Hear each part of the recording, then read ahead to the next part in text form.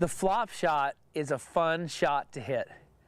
If you're having to use it a lot, you're probably not scoring very well, but it's still a fun shot to hit, a fun shot to practice, and a fun shot to show off with some friends.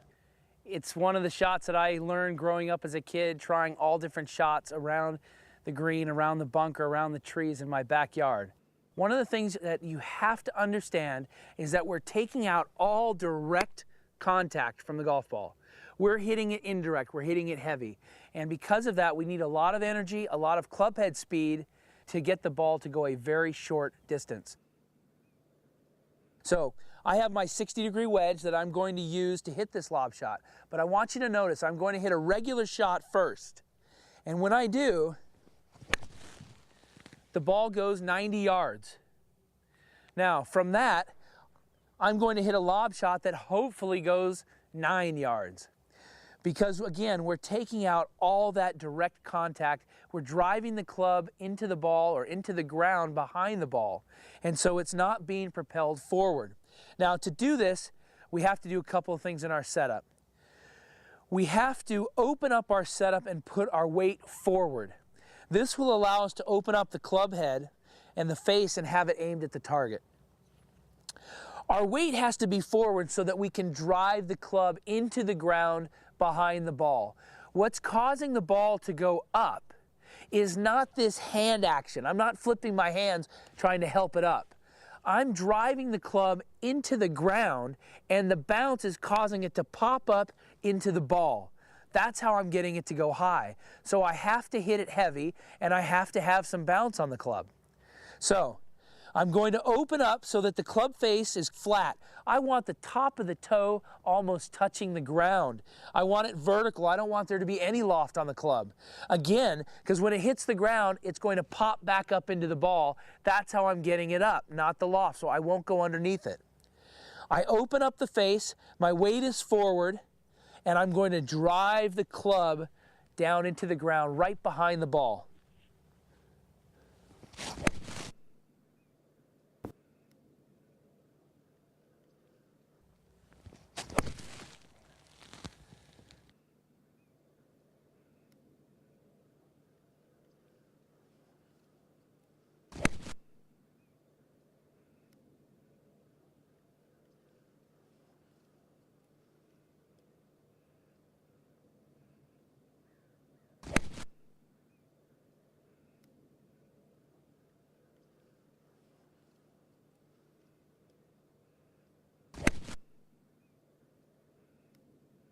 Now what's interesting is you have to assess the lie when you hit this shot.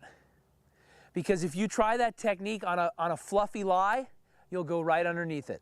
If the ball is sitting up, like this is, where the ball's higher off the ground, if I drive the club into the ground, watch what happens. I go right underneath it. So what I have to do to compensate for that is level out my weight. This will shallow out the bottom of the arc. So I'll put myself up on a pretty high lie here. And again, if I drive the club in behind, it will dig underneath and the ball won't go anywhere. So I have to level out. This is especially critical in rough because the ball could sit high in the rough or it could sit low. So now if you notice, my weight is level. I don't have it forward where I could pick up my rear foot. I level out my weight. This shallows out the bottom of the arc and I'm able to hit a high soft lob shot. Now, if I do that on a tight lie, if I have a lie where the ball is sitting down and I level out my weight, what's going to happen? I'm going to blade it. We have to drive the club into the ground when the lie is tight. So when the lie is tight, I really have to put my weight forward and I've got to drive the club right down into the ground.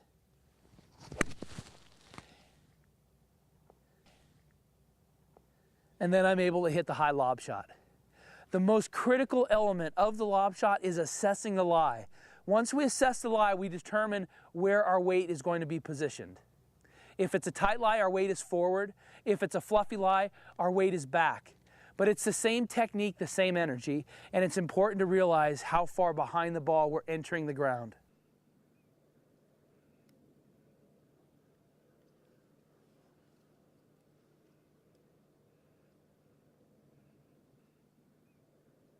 So the flop shot is a fun shot to try. And what we're doing is we're using altitude, we're using trajectory to get the ball to come in dead onto the greens. But if we have the right lie, we can actually hit a low spinning flop shot.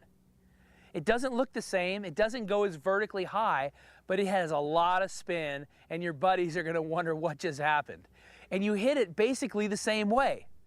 The only difference is I'm not going to be driving behind the ball. I'm going to come down on the ball. You can only do this when there's not grass between the ball. Otherwise, it will come off without spin. If you have a clean lie, you can try this shot, and it's fun. Now, because you're catching ball first and you're not having that indirect contact, you cannot use as much energy. You can't take such a full swing at it. All you do is change where you strike impact. You move it closer to the ball. So my weight is forward, the face is laid flat. I've opened up my stance so that I can swing down my body line and have the ball go to the target. And I come in steep, and I'm able to use spin to get the ball stopped.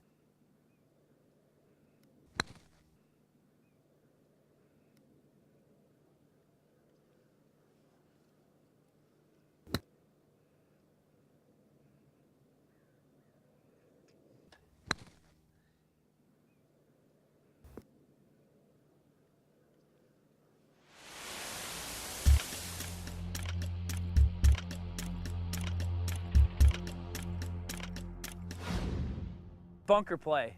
It is an awesome thing to practice because there's carryover effect.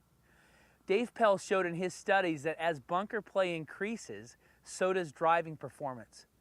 How is that? It's because in bunker play, you need to have a good rhythm to the shot. You don't try to hit it. You're not trying to get distance. You're trying to get the ball up high and soft and onto the green. With driver, we often get this hit. So as we practice bunker play and develop this good rhythm, it carries over into other parts of our game. In 2008, I went from 83rd to 3rd in bunker play, doing one thing differently, and it wasn't technique. In Dave Pell's studies, he found that the average bunker play on tour, it took place from 10 yards. So I practiced exclusively from 10 yards, trying to get every shot inside that 3-foot circle. That's our goal, get it inside the 3-foot circle where we know we can make the next putt. And my record was 28 in a row that I was able to get inside the 3-foot circle. I still try to do that every week. I try to break my record.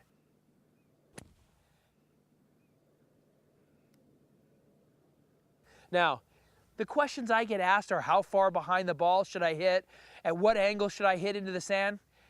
It doesn't matter. What matters is that you continue the motion through the shot. You then will find the right spot to get the ball out. So we break our wrists early, just like the hinge and hold. And look at my hands. Look how high up into the finish they are. That's what's important in bunker play. The most critical element to bunker play is to continue your hands into the finish. Just like putting, just like chipping. We cannot stop our hands. We need to keep the leading edge and the bounce consistent as long as possible, just like out of the grass, just like chipping. But in the sand, it's even more critical because the bounce on the club will kick the leading edge up into the ball if we stop our hands and let the club keep going. We have to keep our hands and club traveling together at the same speed so we keep the leading edge and the bounce as consistent, as similar as possible for the longest period of time through impact. If you notice, my hands accelerate all the way up into the finish. Look where they are. They're not down here at impact. This does not count too, by the way. That doesn't count. You have to accelerate everything up into the finish. Developing this basic rhythm, this basic motion is the most critical element to being a good bunker player. You have to continue your hands into the finish.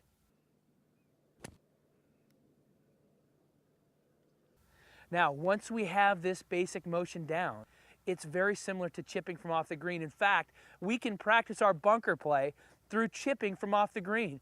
We're keeping our ball position the same, off of the front foot. We're trying to get the ball high and soft, so what do? We open the face and then adjust our body. Just like when we open our face from off the green using the hinge and hold method, exactly the same. On a good lie, our weight and position will be fairly level, maybe slightly forward, and the ball will pop right on out, as long as we keep our hands moving into the finish.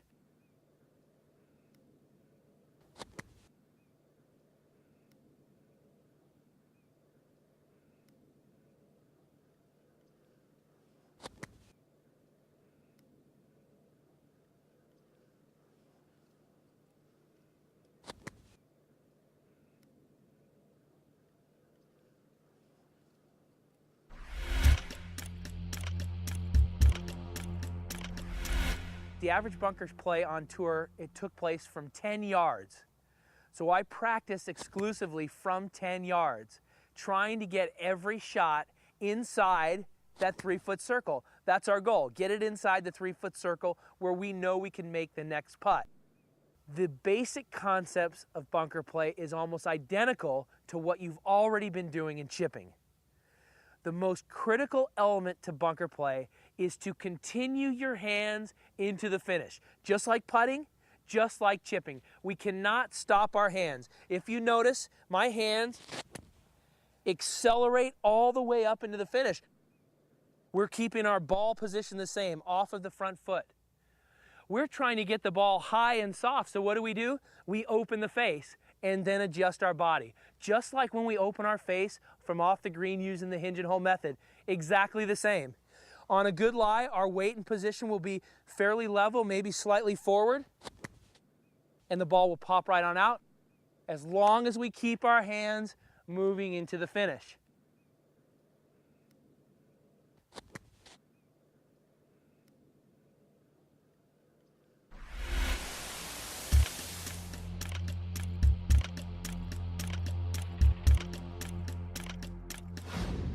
When we get to the fine-tuned shots around the bunker, uphill lies, fluffy sand, downhill lies, it's the same concept as what you've learned in the lob shot. When we have an uphill lie, or if the sand is fluffy, we know in the lob shot, if we put our weight forward and drive the club behind it, we go right underneath it. So what we have to do when we get lies like that that are fluffy or uphill, we have to set our weight back. We have to shallow out the bottom of the arc. This allows the ball to pop up nicely. We're not doing anything different in our setup. The ball position is the same. We're setting it up the same on uphill lies, the same on basic shots. When we get to a downhill lie, it is the same as a lob shot. If we keep our weight leveled out, what's going to happen? We're going to blade it. So we have to get our weight forward to be able to drive the club underneath the ball. This is where we move the ball fractionally forward in our stance, opening the face just like the lob shot, and we drive the club right behind the ball, popping it up high and soft.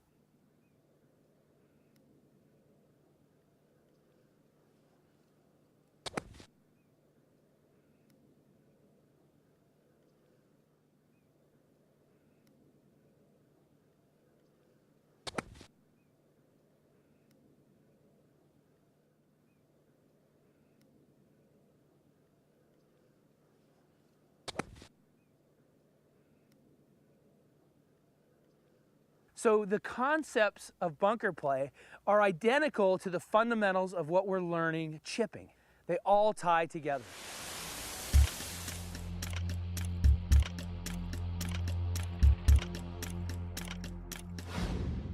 In the sand, we often get buried lies, and this is a very difficult shot to control. But there are things we can do to improve our chances and to control the ball somewhat.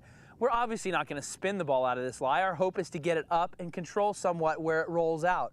It's going to have zero spin. This ball is plugged on an uphill lie. Now what I'm going to do here is I cannot finish high because the club will not get fully underneath the ball. All I can do is drive it just behind the ball and have the club stick into the ground. So I have to keep leading with my hands. I cannot let the club pass again.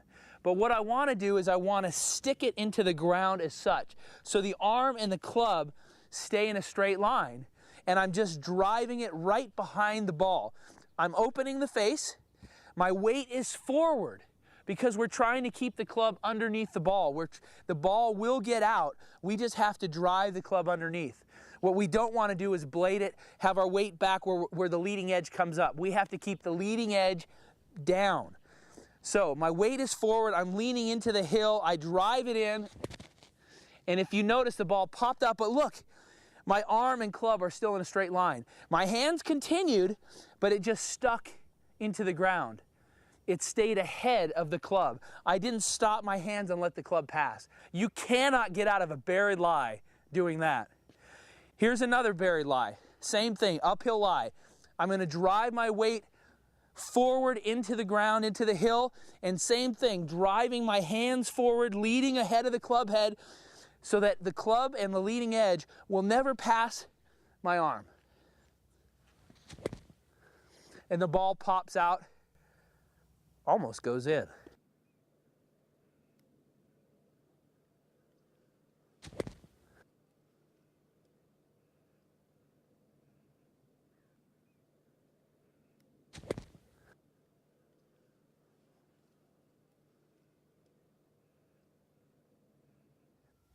Now here, we have a downhill lie.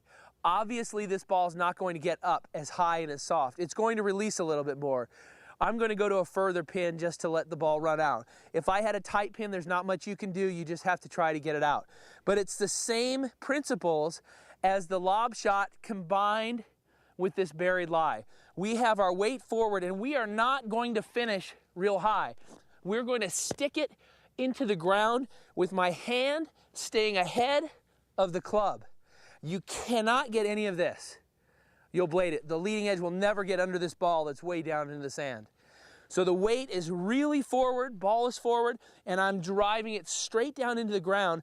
I'm actually not hitting it that hard. I'm not going to take this full swing because the ball's going to come out with no spin, so I have to play for that. So I'm just going to take a little shorter backswing actually on this downhill lie and let the ball pop up. And then it runs out.